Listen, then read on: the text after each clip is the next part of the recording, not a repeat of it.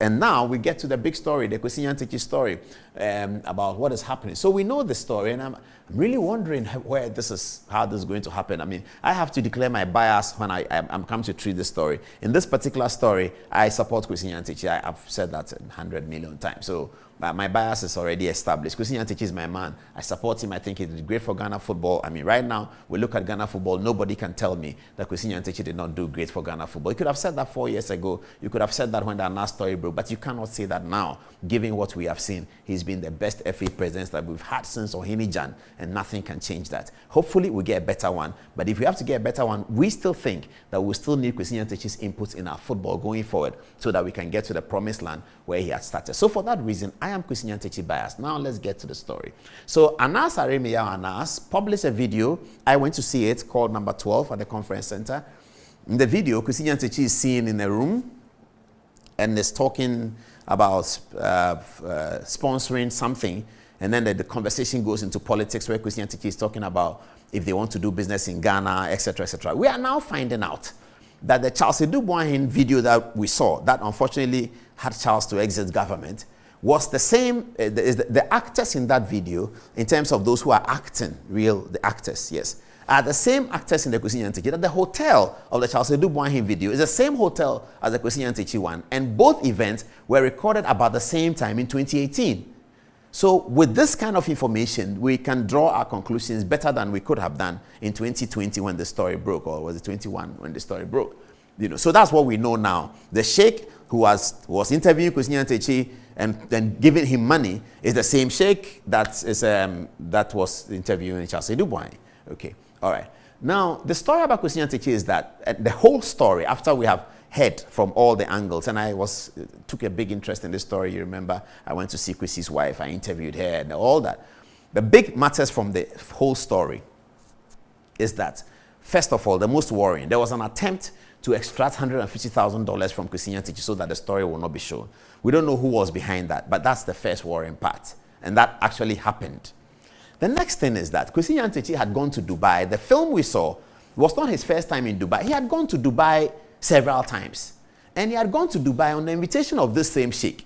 And he had gone to Dubai to go and find sponsorship for Ghana football, which is his regular work. That's his full-time work. So he traveled to Dubai in expectation of receiving sponsorship for the local league. And we had been putting a lot of pressure on Kwesi that Ghana football is not about black stars only. It's not like just get us the house Kotoko working. And he had been concerned about it. So he was going to get the sponsorship for the local league so that the local league will pick up. Out of that, we can get our black stars working. He is interested in a local league because he had a club, Wa All Stars. So Wa All Stars will do better as well. So this was his focus. The guy takes a plane and goes to Dubai, and we understand that in the first instance, he meets no one. Then he goes to Dubai again with an African president who was contesting for elections at the time, who is president now. This African president is connected to Kwesi Nyantakyi. So the Dubai people say that bring this African president and then we'll give him money for his campaign.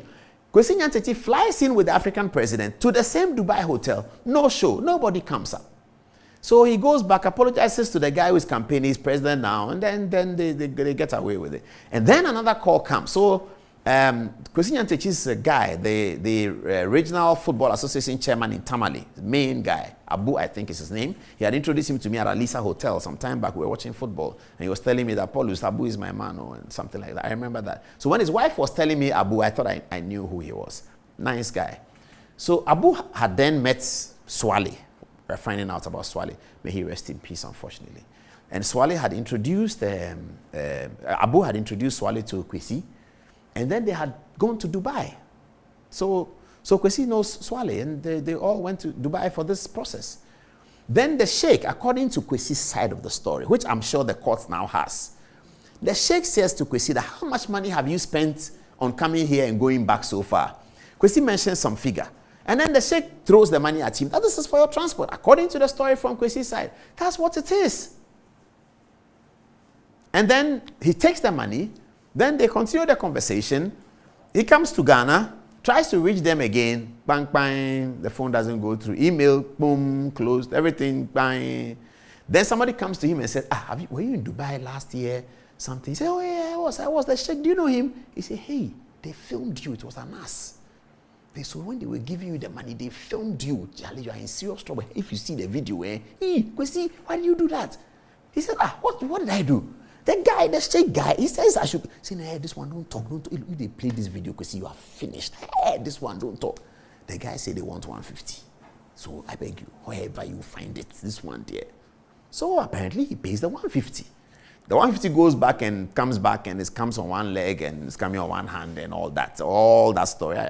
I'm not competent to stand here to say that story, the backstory, but there's something like that. So he's waiting for his doomsday. That's what Kwesi Nyantakyi was reduced to. He was waiting for his doomsday. A video is going to be shown and it's going to doom him out. He was just waiting for that. So he starts talking to people, senior people in society, senior religious leaders. He goes to them, tells them, I've done nothing wrong.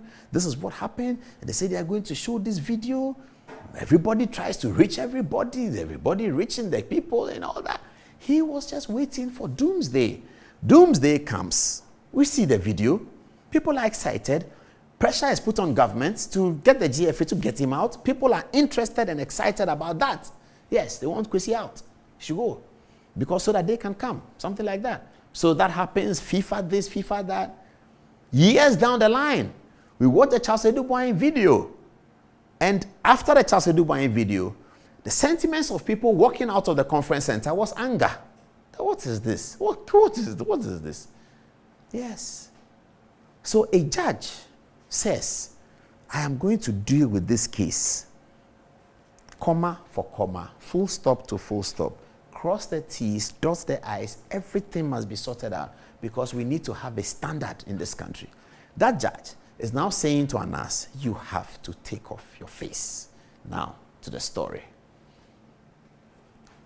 The president of the Ghana Football Association, Kwesi Nyantakyi, sued undercover investigative journalist Anas in 2018 on grounds that Anas' secret recording of their conversations, as well as publishing same, violates his Nyantakyi's fundamental human rights to privacy and confidentiality in his dealings with others. When it came to matters of testimony, Anas prayed the court to allow him to testify in a disguise for the purpose of security.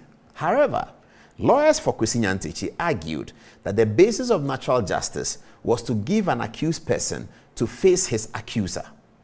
Also, Mr. Nyantakyi has to be sure that the person who is going to give testimony in court is the same person who dealt with Mr. Nyantakyi in the supposed football expose. The court, in its ruling, noted that it is in the interest of justice that where the liberty of a citizen is at stake, that such a person is given the needed facilities to defend themselves. It noted that Anas is a principal witness in the determination of the case. His identity, it pointed out, becomes crucial to allow the accused to identify him and to be able to defend himself. The court said Anas has been seen in public addressing the media while wearing his bead mask, and this shows that he was comfortable appearing in public while disguising himself. The court therefore issued the following orders on how the case should proceed. Investigative journalist Anas will testify against former GFA President Kwesi Nyantakyi in open court but disguised in a mask. Mr. Nyantakyi will, however, have the opportunity to see his face in chambers before such testimony. That's the end of the matter. So we'll keep our eyes on that matter and see how it goes at 12 minutes past.